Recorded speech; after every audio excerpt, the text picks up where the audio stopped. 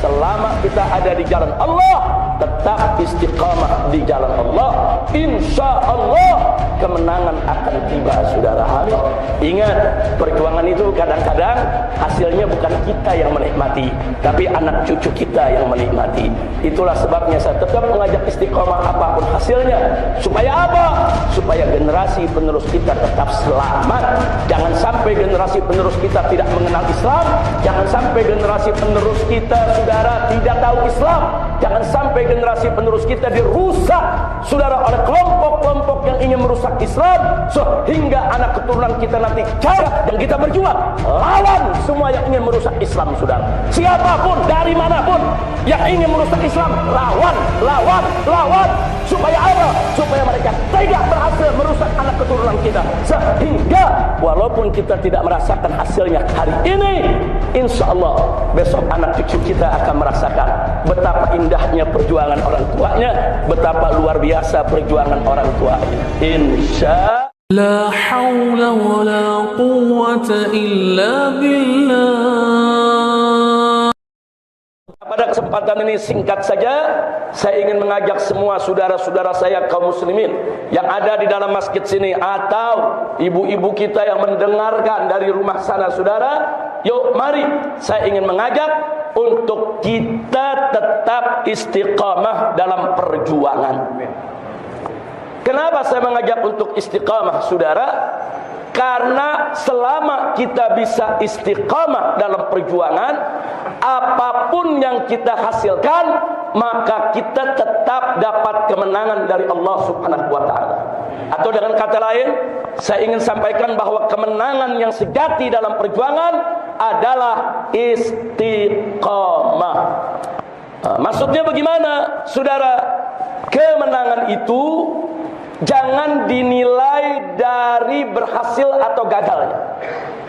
Kemenangan itu jangan dinilai dari untung dan ruginya.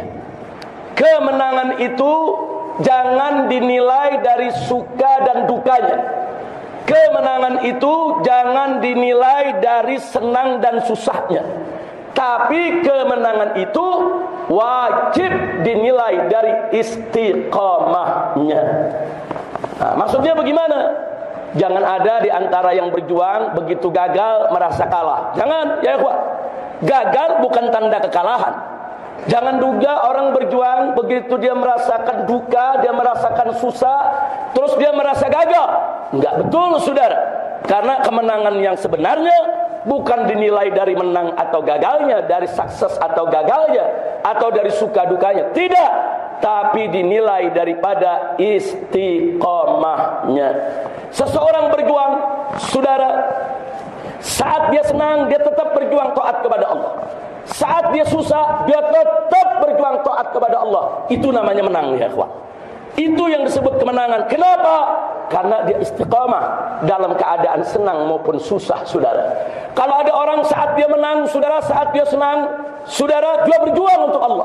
Begitu dia susah, dia nggak berjuang lagi. Itu tidak istiqamah. Dia tidak menang, saudara. Dia kalah, saudara.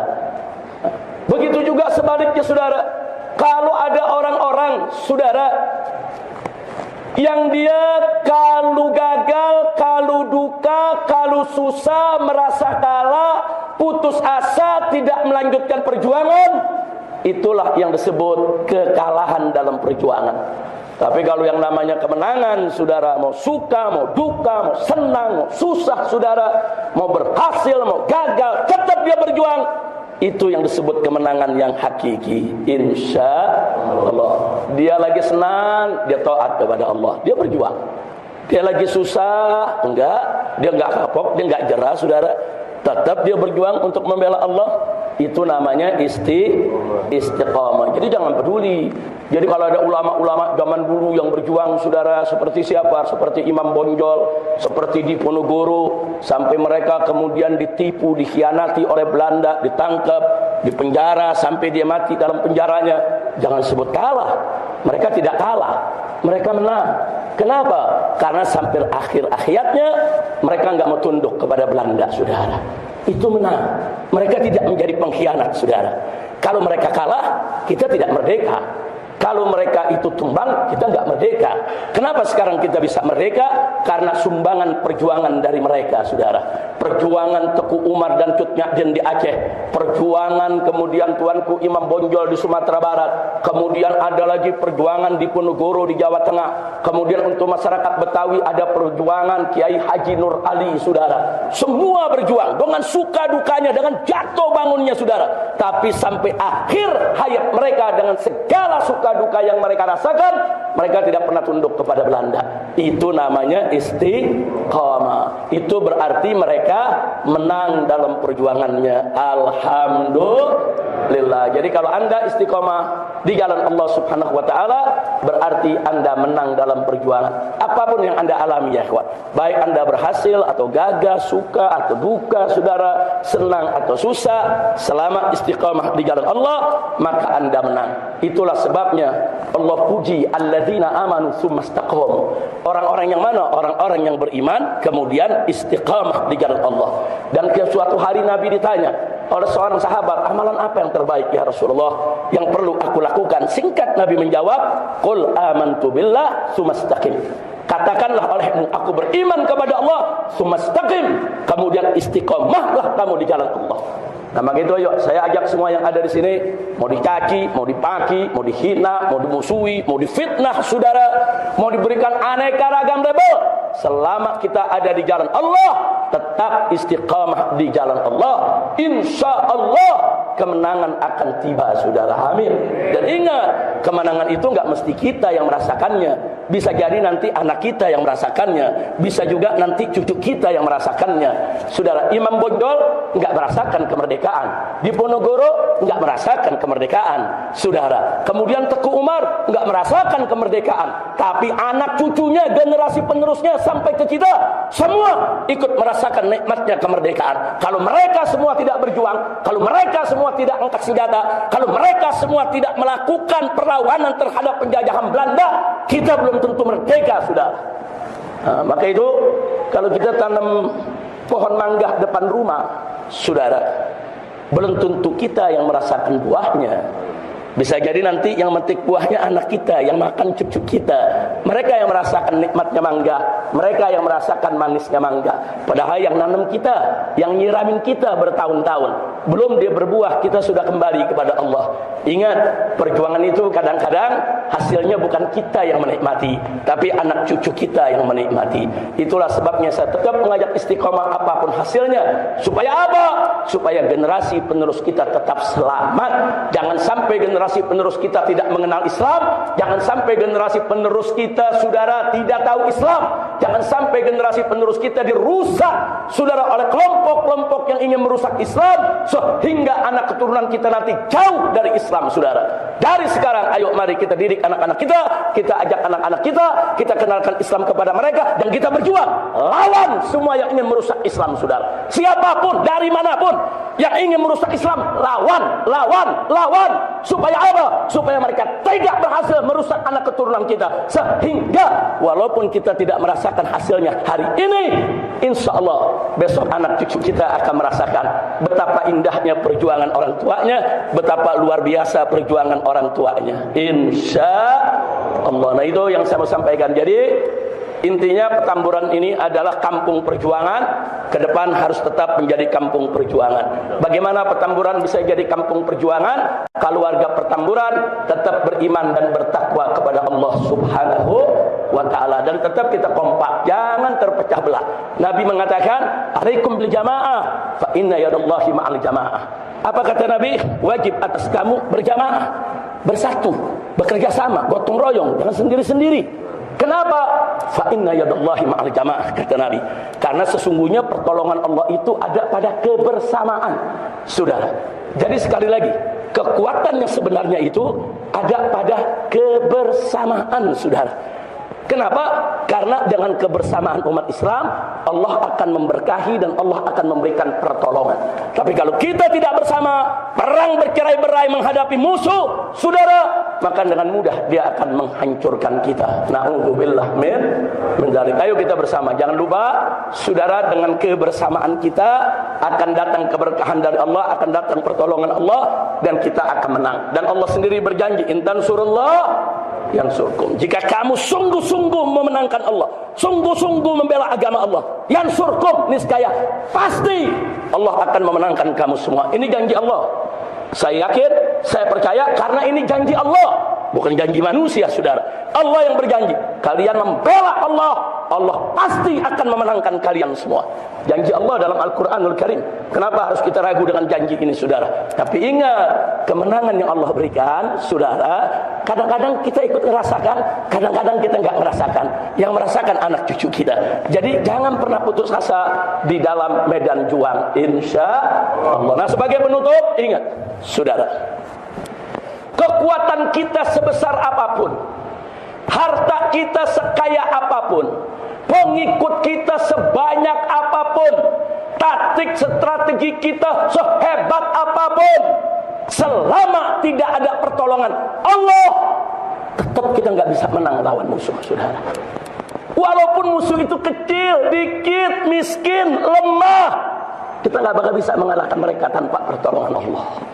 Tapi sebaliknya, saudara, sekecil apapun kekuatan kita, sedikit apapun harta kita, saudara, selemah apapun pengikut kita, saudara, termasuk selemah apapun taktik dan strategi kita, udah serba lemah, udah nggak ada apa-apa. Tapi kalau kita mendapatkan pertolongan Allah, musuh sebesar dan sekuat apapun tidak akan pernah mampu untuk menundukkan kita, saudara. Jadi kuncinya bukan soal dikit dan banyak, kuncinya bukan soal kaya dan miskin, bukan. Kuncinya bukan soal kuat dan lemah, bukan. Kuncinya pertolongan Allah. Kalau Allah tolong kita, walaupun kita dikit, kecil, lemah, saudara, musuh sekuat apapun. Lihat Nabi Musa alaihissalam.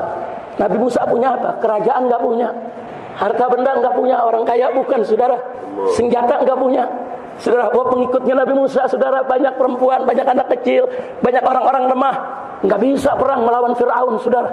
Fir'aun kaya raya, raja, saudara, punya istana, punya bala tentara, saudara, ratusan ribu orang, punya senjata lengkap, saudara. Musa punya apa? Enggak, saudara. Tapi karena Nabi Musa istiqamah membela Allah, saudara, berjuang di jalan Allah, terus berusaha untuk menyelamatkan pengikutnya, apa yang terjadi? Pertolongan Allah datang. Fir'aun dengan segala kekayaan dan kekuatannya ditenggelamkan oleh Allah di lautan, saudara. Logika mana yang duga ketika itu kalau Fir'aun akan tenggelam begitu aja? Nggak ada. Orang kalau melihat Fir'aun saat itu orang besar, saudara. Tapi ternyata dalam sekejap Allah hancurkan, saudara.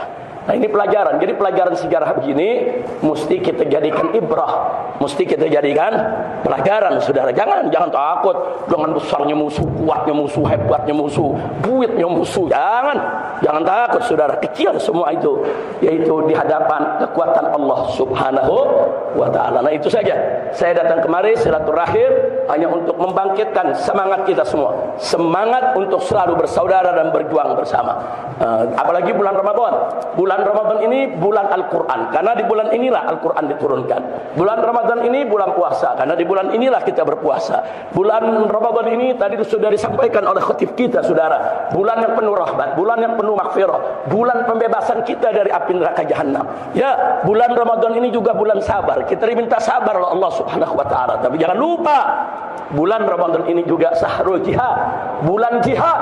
Kenapa? Perang Badar terjadinya di bulan Ramadan, saudara. Jadi sekali lagi, jangan melihat bulan Ramadan kemudian semangat jihad umat jadi padam. Jangan, saudara. Sabar bukan berarti diam melihat kemunkaran. Sabar bukan berarti diam melihat kezaliman. Sabar bukan berarti diam kita ditindas dan dihabisi. Enggak. Sabar artinya kita berdiri tegak lurus, tetap taat kepada Allah, menegakkan hukum Allah apapun resikonya. Itu sabar, ya. Nah, jadi sabar dengan istiqomah itu beda-beda tipis, saudara. Jadi orang yang sabar dia akan bisa istiqomah. Orang yang istiqomah dia harus sabar, saudara. Tanpa sabar kita nggak bisa istiqomah. Nah, itu saja yang bisa saya sampaikan. Mudah-mudahan Masjid Al-Barakah semakin diberkahi oleh Allah Subhanahu wa ta'ala. Sesuai dengan namanya Al-Barakah, Mudah-mudahan masjid ini, pengurusnya, begitu juga yang mewakafkan tempat ini, yang menyumbang pembangunan di sini, begitu juga untuk seluruh jamaah yang sholat di sini, dan seluruh para kiai ustadz, baik yang sudah meninggal dunia maupun hidup, yang menyumbangkan ilmunya di masjid ini, dan semua yang ikut menjaga daripada kemakmuran al-barakah ini, diberikan oleh Allah Subhanahu wa taala umur yang panjang dalam taat dan ibadah, dalam sehat wal afiat, disembuhkan segala penyakitnya, dimudahkan segala kesulitannya, dan dilapangkan rizkinya, dibahagiakan rumah tangganya, dan juga diberikan kebahagiaan dari dunia hingga akhirat. Amin ya rabbal alamin. Nah, kalau pada hari ini kita kumpul di Masjid Al-Barakah, insyaallah kelak kita semua akan dikumpulkan oleh Allah dalam surganya, bersama para nabi dan para rasul, bersama para ulama dan aulia, bersama para syuhada dan mujahidin, bersama orang-orang tua kita dan keluarga kita.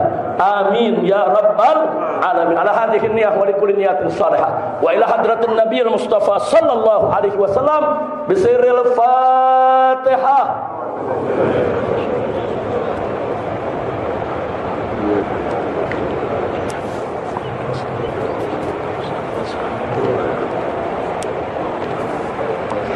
Bismillahirrahmanirrahim. Allahumma lakal hamdu syukra wa lakal mannu fadla bi rahmatika nas'al wa bi jahi nabiyyika natawassal fanatubu ilaika bi salafina salihin fa nas'aluka bi anwaril Fatihah wa asraril Fatihah wa bi haqqi man unzilat alaihi suratul Fatihah habibika nabiyyina Muhammadin sallallahu alaihi wa alihi wa sahbihi wa sallam.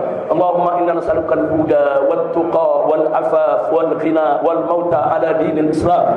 Allahumma inna nas'aluka al-afwa wal afiyah wal mu'afata ad-da'ima fid din wad dunya wal akhirah. Allahumma ighfir lana wa liwalidina wa liwalidina wa liwalidina wa li jami' ahli baitina wa dhabil huquqi 'alaina wa li sa'iril muslimina wal muslimat wal mu'minina wal mu'minat al ahya'i minhum wal amwat bi rahmatika ya arhamar rahimin. Rabbana atina fid dunya hasanah wa fil akhirati hasanah wa qina adzabannar wa qina adzabannar wa qina adzabannar.